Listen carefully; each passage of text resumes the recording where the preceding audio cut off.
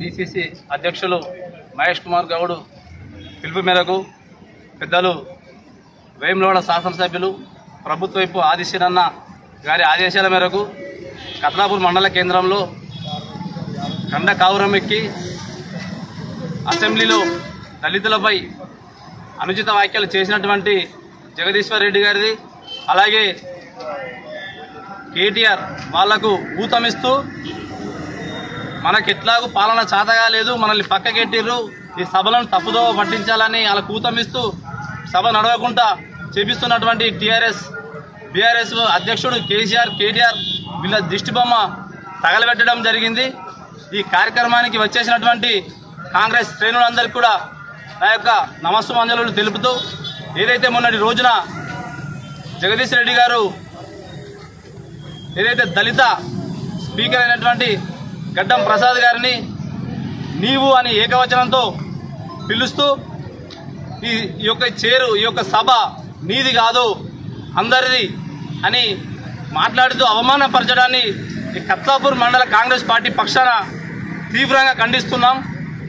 ఏదైతే 10 సంవత్సరాలు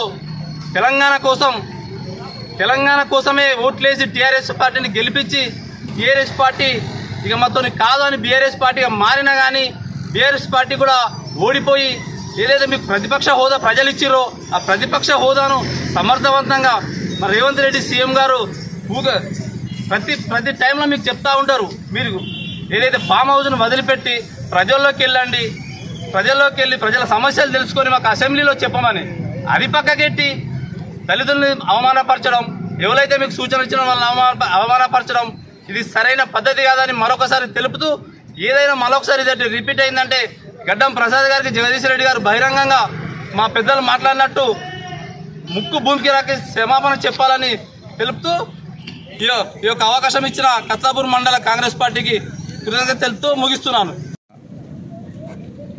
నిన్నటి రోజున అసెంబ్లీ సాక్షిగా మాజీ మంత్రి జగదీశ్వర్ రెడ్డి గారు మన శాసన సభాపతి అయినటువంటి గడ్డం ప్రసాద్ గారిపై అనుచిత వ్యాఖ్యలు చేయడం బాగా బాధాకరం, దురదృష్టకరం. ఎందుకంటే ఒక దళితులైనటువంటి ప్రసాద్ కుమార్ని ఆ విధంగా దూషించడం, ఆ విధంగా ఏకవచనంతో పలకడం ఈ సభ్య సమాజానికి ఒక మేలు చేసే అంశం కాదు, కీడు చేసే అంశం. ఎందుకంటే ఒక దళితుడిని సభాధ్యక్ష స్థానంలో ఉన్నటువంటి ఒక దళితుడిని కించపరచడం ఎంతవరకు సమంజసం అంటున్నా.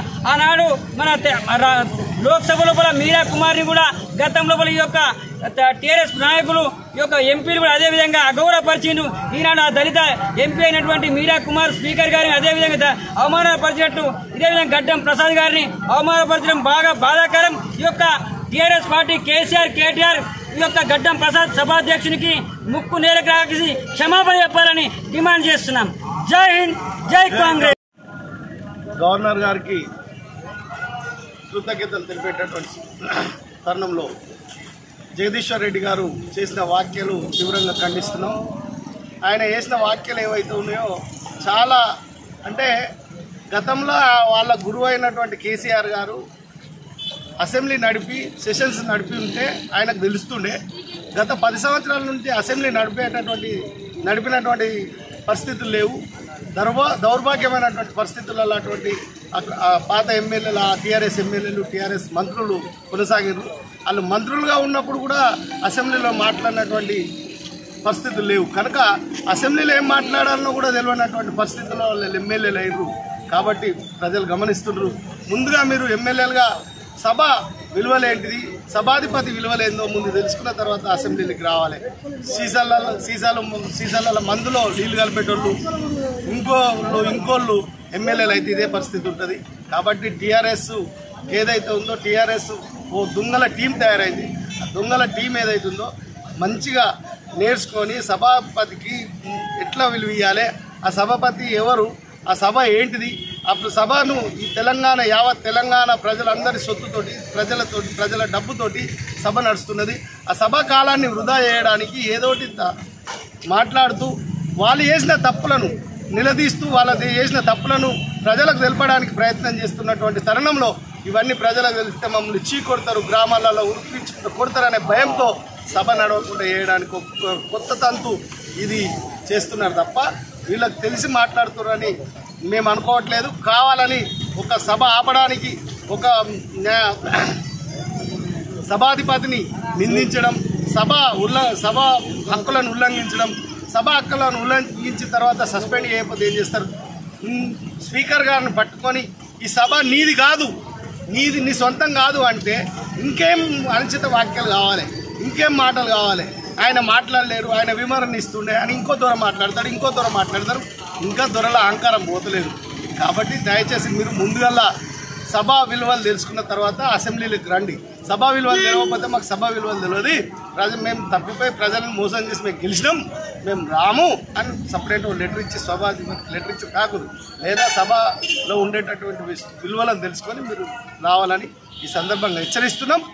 ఇంకోసారి అటువంటి కార్యక్రమాలు చేస్తే ఇప్పుడు కూడా చెప్తున్నాం, మున్ముందు కూడా పూర్తి అంటే ఎమ్మెల్యే క్వాలిఫికేషన్ నుంచే డిస్మిస్ చేయాల్సిన అవసరం వస్తుంది. పూర్తి ఎమ్మెల్యే అంటే సభ నుండే కాకుండా ఎమ్మెల్యే పదవి నుండి కూడా డిస్మిస్ చేసేటటువంటి పరిస్థితులు వస్తాయని ఈ సందర్భంగా హెచ్చరిస్తున్నాం. నిన్న అసెంబ్లీ సెషన్లో జగదీశ్వర్ రెడ్డి గారు స్పీకర్ గడ్డం ప్రసాద్ గారిపై చేసినటువంటి అనుచిత వ్యాఖ్యలను మేము తీవ్రంగా యువజన కాంగ్రెస్ పక్షాన ఖండిస్తూ ఉన్నాము. మొన్న జరిగిన ఎన్నికల్లోనే దళితుల ప్రజలంతా ఏకమై టీఆర్ఎస్ పార్టీని బొందబెట్టినా కూడా ఇంకా దళితుల పైన చిన్నచూపు అనేది దొరగారి బానిసలకు ఇంకా పోవట్లేదు. ఇకనైనా బీఆర్ఎస్ పార్టీలో పనిచేస్తున్న టీఆర్ఎస్ దళిత నాయకులు ఆత్మవంచన చేసుకోవాలి. టీఆర్ఎస్ తొలి అడుగు అప్పటి నుండి దళిత సీఎం అన్నప్పటి నుండి ప్రతిసారి మనకు అవమానం చేస్తుంటే ఇంకా ఆ పార్టీలో ఉండి వాళ్లకు ఊడిగం చేయడం మీరు ఆత్మపరిశీలన చేసుకొని దయచేసి అలాంటి పార్టీలో నుండి బహిరంగంగా బయటికి వచ్చి మీరు ఇతర కాంగ్రెస్ పార్టీ బడుగు బలహీన వర్గాల పార్టీలో చేరి మనం కొట్లాడాల్సిందిగా విజ్ఞప్తి చేస్తున్నాను. ఇంకోటి, జగదీష్ రెడ్డి గారు చేసిందే తప్పు అంటే వాళ్ళ నాయకుడు బీఆర్ఎస్ నాయకుడు కేటీఆర్ గారు దాన్ని ఖండిస్తూ ఇంకా ధర్నాలు ర్యాలీలు చేయడము సిగ్గుచేటు. ఇకనైనా తప్పులు కప్పిపుచ్చుకోవడం మాని బహిరంగ క్షమాపణ చెప్పి స్పీకర్ గారికి బహిరంగ క్షమాపణ చెప్పకపోతే యువజన కాంగ్రెస్ పక్షాన ఇల్లులు ముట్టడిస్తామని తీవ్రంగా ఖండిస్తా ఉన్నాం. జై కాంగ్రెస్, జై జై కాంగ్రెస్. అసెంబ్లీకి సభాపతి అయిన స్పీకర్ గడ్డం ప్రసాద్ కుమార్ గారు వారిని బీఆర్ఎస్ నాయకుడు మాజీ మంత్రి జగదీష్ రెడ్డి గారు కండ కావడంతో మదమెక్కి అనుచిత వ్యాఖ్యలు చేసిండు. వారు ఇంకా అధికారంలోనే ఉన్నామనే దురహంకారంతో అనుచిత వ్యాఖ్యలు చేసి వల్గర్గా మాట్లాడినందుకు వారు తెలంగాణ రాష్ట్ర ప్రజలకు మరి బీఆర్ఎస్ పార్టీ వాళ్ళంతా కలిసి క్షమాపణ చెప్పాలని కోరుకుంటున్నాను. నిన్నటి రోజున అసెంబ్లీలో దళిత స్పీకర్పై అనుచిత వ్యాఖ్యలు చేసిన జగదీశ్వర్ రెడ్డి, నువ్వు ఇకనైనా బహిరంగ క్షమాపణ చెప్పకపోతే యువజన కాంగ్రెస్ తరఫున